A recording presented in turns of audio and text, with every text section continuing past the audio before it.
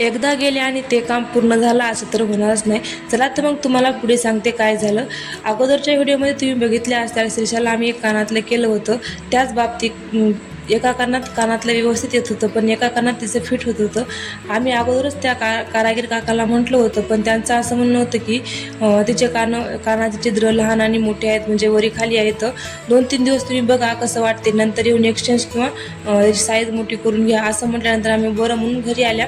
पण 1-2 दिवसात बघितलं, पण ते काही व्यवस्थित बसत नव्हतं, कारण ते खूपच फिट होतं. तिच्या कानाला असा उमटत होता. मग आम्ही विचार केला की एक्सचेंज करावं. नंतर थोडी शॉपिंग वगैरे केली. तिला भूक लागली होती श्रीशाला, म्हणून तिला बदाम वगैरे खाऊ घातलं. नंतर आम्ही दुकानी गेल्या. तिने खेळण्यामध्ये हे भूताचं म्हणजे ते कार्टून घेतलं होतं मास्क, ते लावून सगळीकडे फिरत होती.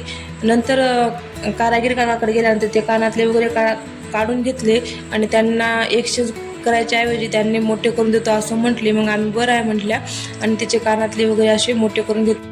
नंतर आम्ही घरी निघाल्या. व्हिडिओ आवडला तर लाईक आणि सबस्क्राईब करायला विसरू नका. चला तर मग भेटूया नवीन एका व्हिडिओमध्ये. तोपर्यंत बाय बाय.